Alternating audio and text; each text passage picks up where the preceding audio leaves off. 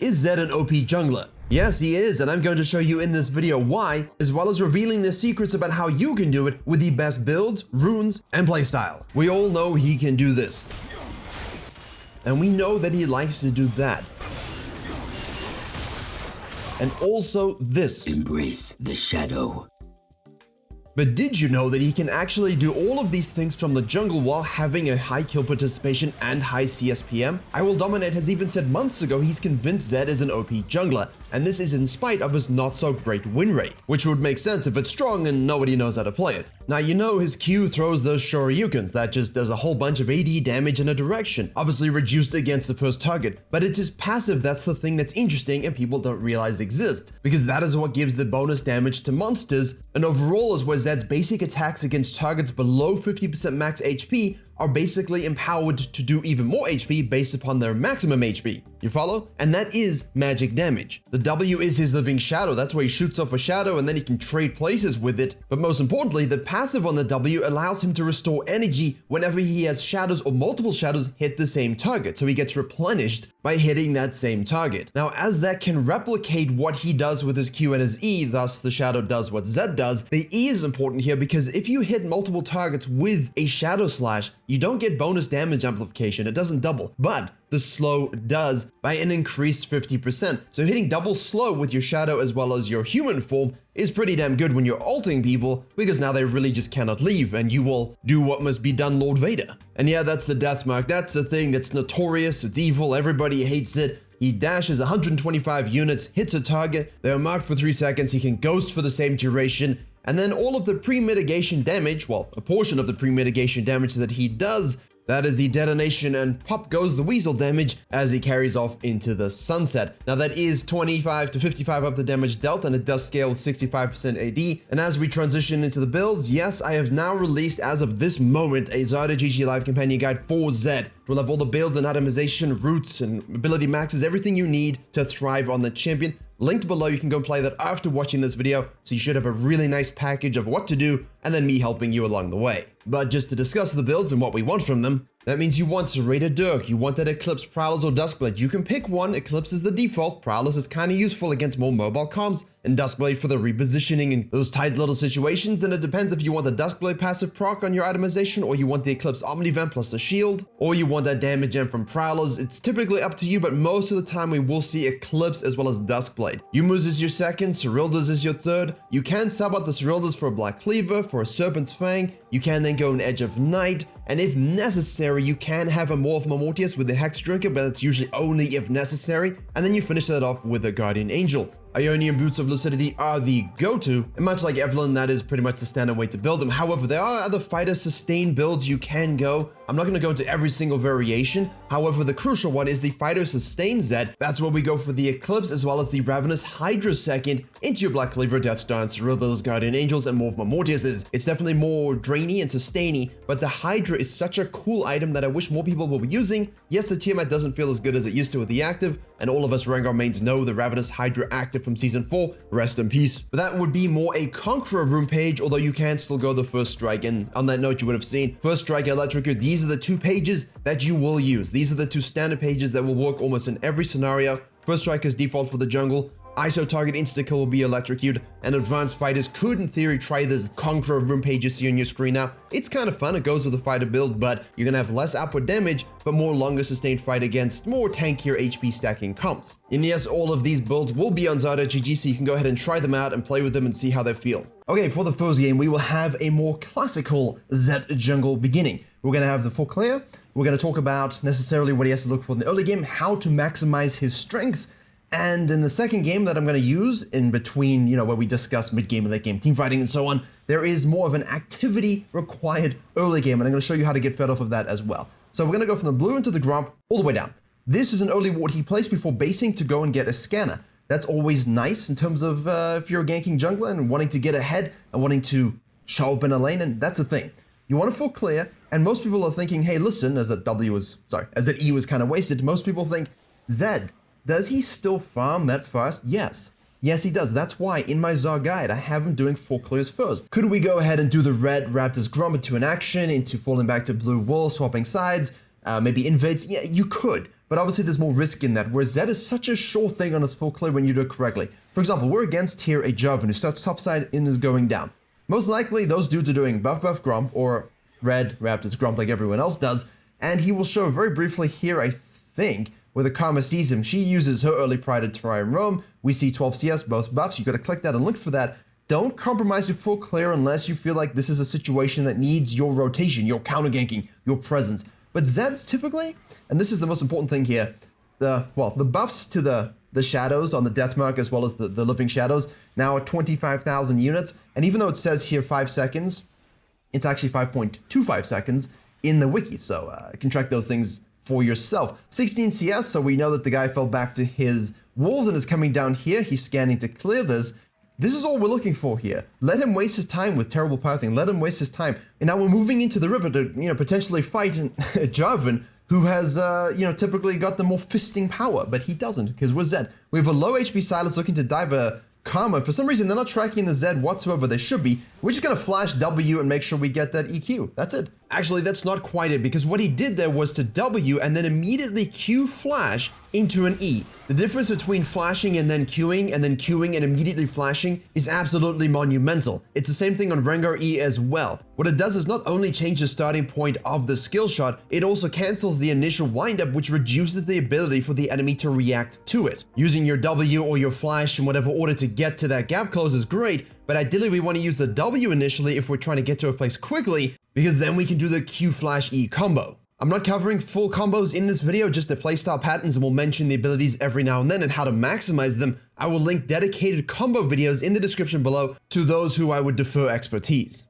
Don't forget to save your basic attacks for when they're below 50% HP, purely because what's going to happen is they're going to get, your passive's going to proc. They're below 50% HP, you get that 6% max health damage bonus, but that does scale up to 10% max health bonus. Now, why did we not go for this here? We could have, but we saw the Riven beat out our Aatrox. Well, she died to the Aatrox, but now she's in lane, Aatrox isn't. We have here the Silas coming back with TP, we have the Jarvan in the way, and we have no smite at the time, so let's just go back to base and get the Shredded Dirk. That's what you're looking for in the early game there. We had a 306 full clear dragon to the Scuttle Crab perfectly. We're going to shove here W into the smite. That W, the speed and how you can get into scenarios, that's why you always, I need to finish my thought from earlier, that's why you always end up getting fed on lanes, because you just come from over a wall with the shadow, alright? They don't expect it. You can always swap back to Karen farming afterwards, and the damage you do is always insane, especially when you get the double proc with, if you're able to hit your shadow and your regular form Q as well as E, remember that slow stacks, that's pretty much, a little bit of an auto, and they're chunked, they're out of here. And that's why the first strike is great, because we are able to amplify our damage and get more money from it,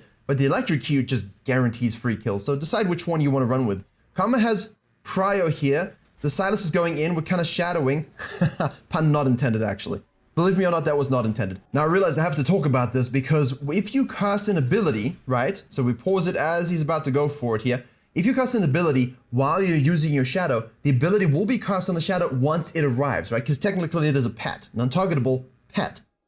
None of that makes things better or worse for him overall in terms of his dances and stuff, but hey, the shadow is a pet. So we can use our E as this W is coming out, and the W will only proc that E once it arrives, okay? So he's already done that. He swaps positions immediately. This hits, so he gets both procs done, and then he just chucks his Q at the guy. You do an auto attack, and you do one more ideally, and he dies, but the Karma steals a kill. So a good use of the mechanics are understanding that you don't have to use W and then E. You can use E and W at the same time, and then E will come through once you arrive, okay? So remember those things. That's why it's always speed of mechanics, very important in this champion, and that's why people just don't use it properly. They don't get enough damage out in a short window, and that compromises everything all the time in terms of your damage output. But what do we like about this? Full clear, crab, nice gank, use our flash. Back to base, stole this one away, sometimes we won't get it. Do a quadrant here, cut through for the gank, and then fall back to the next quadrant. That's the Canyon style, that's how we like to play. And we see here the Kalista moving up and the Rakan moving up and then move on back down, so we know that this is warded, which means we cannot walk that way unless we wish to show ourselves and clear the vision. Renata moves on up to place a control.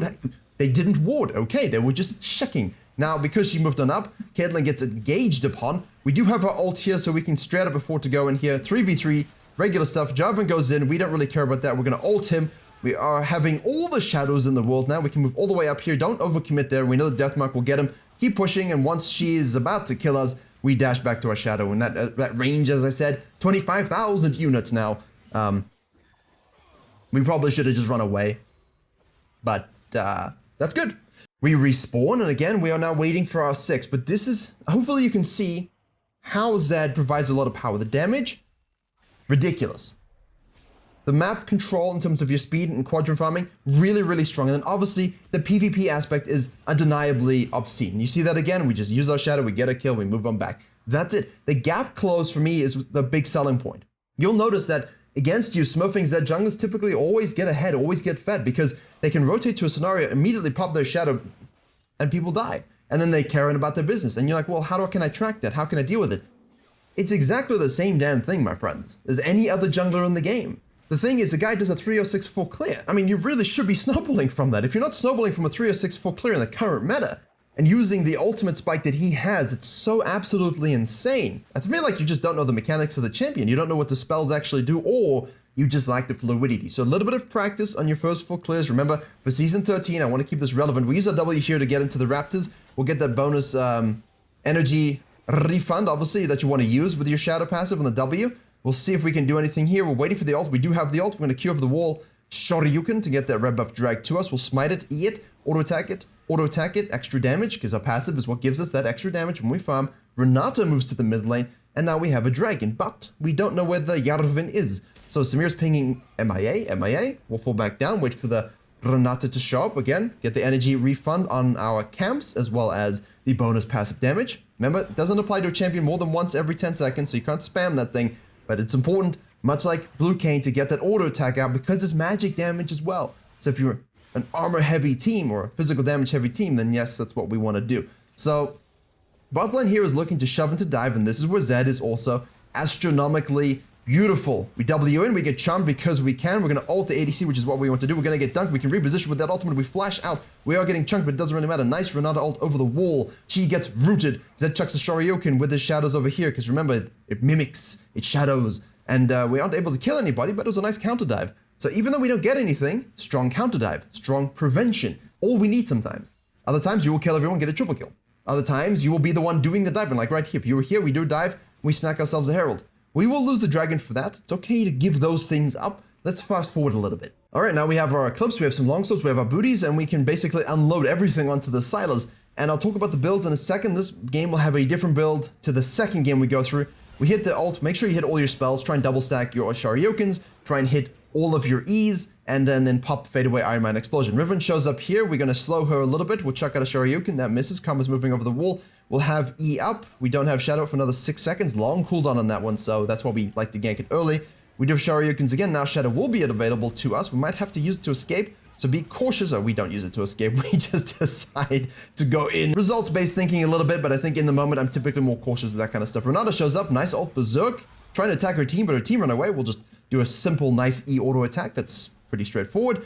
And Rakan goes back in, Kalista shows up, but the mobility of the shadows is insane. We can always go back in here as well, much like in Echo, right? So the repositioning, the burst damage, always very potent. Now, this game will facilitate us a different build. We will go for the Ravenous Hydra. And in Season 13, while the full clears and everything will be very, very different, easier. So you can definitely practice now, get better at it. The Atomization will not shift too much for him, but it will shift a little bit. And the Ravenous Hydra at the moment is getting like a built-in Magi thing where you can stack that. So I think the Ravenous Hydra Eclipse or Duskblade Prowler Zed is going to be something very, very interesting to use in the jungle, and it's going to be even healthier for us to clear the jungle. We're already healthy and fast. It's going to be even healthier and faster, and with a snowballing component. So I think the Eclipse plus Hydra in Season 13 is going to be absolutely juiced. Okay, this is the second game. We've just cut away after the first Herald. We'll jump back and join at the second Herald to show you what happens if we go leashless to allow our laners to cheese a little bit, how it does compromise our first clear. It does to a reasonable degree, to the point that you could even just look for a 3 camper into a 4 camper should it be necessary, but that's okay. You know, if you're getting a leash and you can full clear by 306, you're primed, and in Season 13, you won't have to worry about that at all. Here, we're going to go for the QE, obviously. Our bot lane is going to do some cheesing. We have the Aurelion Soul getting some prey. Again, a Silas, always Silas in this meta. Fiora versus Yone. We're going to go from the Raptors here into the Wolves, and I do like the concept of going straight into the Gromp to get that HP back, the mana back, energy back, and then look to get some action, because it's all about timing, right? And now Zed will go ahead and finish up this Gromp, and it's now 236, 237. So when I said it's compromised, actually, I'm kind of lying to you. It isn't. You won't be able to 306 full clear, but Damn, that's actually pretty good. I mean, we're showing up here, and at least we'll show up here after 3 camps. But it is warded, because for some reason this top laner understood that jungler's gank at 245 and used her prior to ward. So hey, we'll scan, we'll clear, we'll get some cash monies, and we'll fall back all the way to our blue. And in the meantime, the Pantheon's actually full clearing, which is hilarious at the same time. We do have a smite charge available for the scuttle, which is obviously what we want. Remember, in the next season 13, there's no shield on that. It will spawn at 330, not 315. I'm trying to keep all this information as relevant as possible for season 13 as well, because itemization won't change much, except for the Ravenous Hydra, which I've already mentioned. Now, the Pantheon will be full clearing here. We're going to go to the mid lane here. We're just going to try and shadow this. Again, pun not intended. He's walking up to check. That's a shadow E and a Q dead guy, I think. We'll make sure we get that auto attack for the passive. There we go. Another auto attack. Instead, we flash E, actually. Don't know if we... Yeah, you know what. If you need to be sure, flash E, get the slow, get the kill, move on back. And that's a nice, again, flash, shadow usage to get first blood. Or at least to get a kill in the first phase. If you're a Zed, and you're not getting at least 1 kill or finding 1 opening, ideally you should. It's not the end of the world if you don't. And obviously without smite this takes a lot longer. Pantheon shows on the top side here. You can sequence, right? You can full clear, you can try, you can look, you can go back, you can sequence again. And he can farm very, very quickly with high CSPM as you're seeing in these games. But ideally, use their curiosity and the speed with which you can W and projectile yourself at their face and get the slow and stack the slow to try and get at least 1 kill over a wall. Look for something that's diveable because you can reposition, because you have essentially 2 flashes built in. We could go ahead and look for a potential Grump counter jungle, but at the same time, if you do that and the guy just gets killed and he's coming back down, then you're in a rough situation. They ward over the wall. They're a nice little trick. Our bot lane's kind of low, so we say, you know what? Let me help you shove a wave. And again, holding waves, shoving waves. Look at the Belveth video on the gameplay channel. Look at the Zed video on the gameplay channel. Zed is a snowballing champion. Yeah? Zed likes first strike. He likes cash. He likes experience. He likes gold. If you are getting it, it's good. Doesn't matter how you're getting it. As long as you're not trolling your team, as long as you're getting it. Now, we did path bottom side to top side. We see the Silas detach here and ward here and go back. I would assume it's warded. Let's have a look. He warded in the idiot place, so, you know, unlucky for him. Why are we going to the bottom side here? Because we know that the Pantheon will come down and do his second sequence up, all right? He might look to gank mid lane. He might just look to go gank top lane again. What we can do is control, get level 5 and take our Crook camp, and then look to gank bottom lane again. Or we can flex into the Raptors and gank mid lane again. The goal is to look for a quadrant into a gank. And again, if you don't have any ganks, it's okay to carry on sequencing here, but I'm pausing it because we see the Pantheon rotating over. We have the Lulu following the situation. We're going to cut in here. Quadrant gank, low HP, nice stun. We have the W as well. Not quite level 6, but we can just kind of go in here. Let's see, we can do the EW instantaneous thing, auto attack. See, the auto attack just snacks it right there. Nice little pseudo execute, it looks like. It's not really, but when he's missing so much HP and it scales on his missing HP, then we can yeet that. Not quite 6, which is unlucky. There's not a lot of minions. We're trying to get a plate here for the cash infusion. Nice look of doing this into this to shadow the Pantheon potentially, and obviously get this RNG scuttle. But, typically you could look to do this and do the same thing and still shadow bot lane. So in your elo, if you're Zed, and you want 6 to be prioritized, this plus this should give you 6, and then you can do a lot more by going to the bottom lane, counter jungling the second sequence, and then obviously falling back to El Dragon. In this case, we chose to shadow bot lane in case Pantheon decided to do some cheese. So, and we have a very low HP Silas. So I think he's dead. He's dead. Did we have to ult? No, but why not? Because the cooldown is not actually that bad. 95 seconds, going down to 63. You don't need Ultimate Hunter. Treasure Hunter's still good. Relentless Hunter's nice to move around the map. You don't need Ultimate Hunter. In fact, Ultimate Hunter has a weak win rate because the movement speed component of Relentless plus the investment 550 plus gold from Treasure Hunter suits him better because the cooldown of the ultimates are already pretty juicy. That's without haste, right? We don't have a lot of haste at this stage. Always look to be patient with these things, especially when you have control of your quadrants and you know you can fall back to them or go back to base and yada yada. That one misses. She's gonna flash the ultimate, very nice. We try to hit with a W, but we don't. We can go in here and just do a little bit of an auto attack. Remember, you're not an auto attack based champion, but with your passive, you want to be at least auto attacking. And sometimes you want to save your W with the Jarvan. You'll see in the next example, you need to auto attack and save your W. We'll look at that as we go back to game 1. Now for this game in particular, not much is going to happen. So let's activate this 2.5 plates, perfect. Remember, snowballing component, just like Master Yi and that video on the main channel. Getting 9,000 gold by 14 minutes. It's always a dream. What are we at right now? Let's just have a look once this one goes through. It doesn't because they actually stop it. So well done to them, but we're 4,500. We got a long way to go. Unless, of course, we see a Silas going in on an Aurelian Soul who hits the Chains of Destiny on us. We get stunned, so we hit the E for the slow. We reposition with our W. He steals our W, so then we ult him instead. We hit another E, and now we're auto-attacking. He dies, we swap back, and we have ourselves a juicy kill in the Silas.